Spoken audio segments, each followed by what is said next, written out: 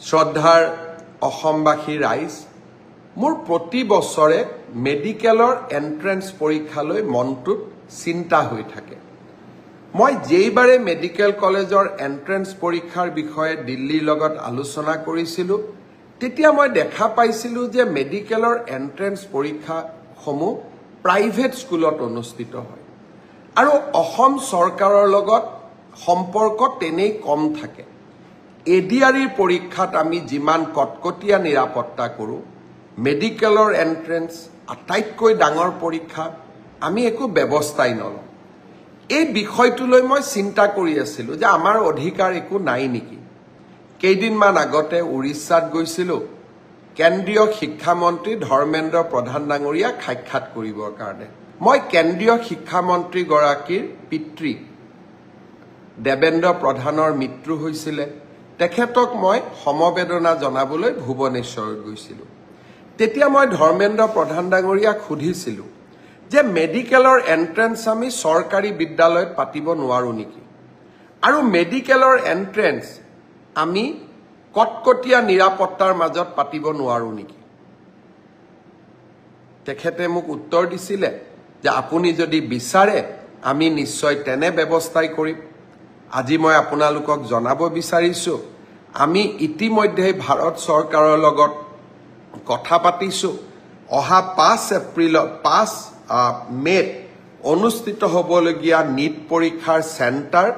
আমি চৰকাৰী বিদ্যালয়সমূহত কৰিম জিলা উপায়ুক্ত আৰক্ষী অধীক্ষকসকলে কটকটীয়া নিৰাপত্তাৰ ব্যৱস্থা কৰিব যাতে মেধাবী ছাত্ৰ ছাত্ৰীসকলে ন্যায় পায় মেধাৰ এই বিকশিত যাত্ৰাই আৰু এটা নতুন শিখৰত আৰোহণ কৰক হে মোৰ ইচ্ছা আছিল আৰু মই ভাবো এইবাৰ মেডিকেল এন্ট্ৰেন্স পৰীক্ষাও আমি সুন্দৰ কৰি পাৰ কৰাম যাতে কোনেও কতো অভিযোগ দিব সুবিধা নাপায় কোনোবাই কাৰোবাৰ নামত পৰীক্ষা বহে নেকি আধাৰ চেকিং বায়োমেট্ৰিক চেকিং আমি গুটেইবোৰ এটা এটাকৈ কৰিম যাতে এইবাৰৰ পৰীক্ষাৰ ফলাফলে এটা মেধাৰ কেৱল মাত্ৰ মেধাক প্ৰতিনিধিত্ব কৰে আগতে যে মেধাত হোৱা নাছিল মই তাক নকওঁ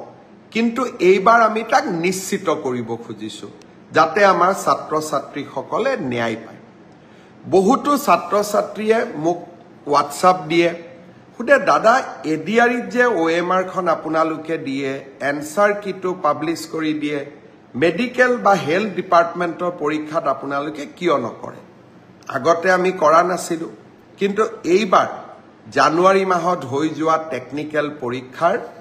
এনসাৰ কি আমি 12 এপ্ৰিল তাৰিখে প্ৰকাশ কৰিম আৰু যি সকলে ওএমআৰ খন সংগ্ৰহ কৰিব বিচাৰে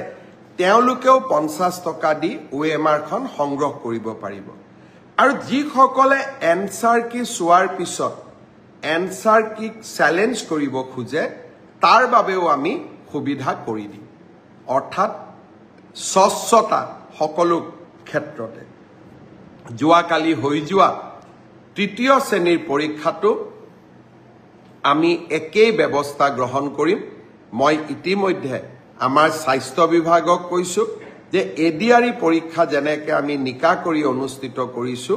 আমি স্বাস্থ্য বিভাগৰ পৰীক্ষাও নিকাকৈ অনুষ্ঠিত কৰিম শিক্ষা বিভাগৰ পৰীক্ষাও নিকাকৈ অনুষ্ঠিত কৰিম প্ৰতিটো ক্ষেত্ৰতে আমি স্বচ্ছতা আৰু নিকাক আমাৰ জীৱনৰ লগত আমি সমাহিত কৰিলো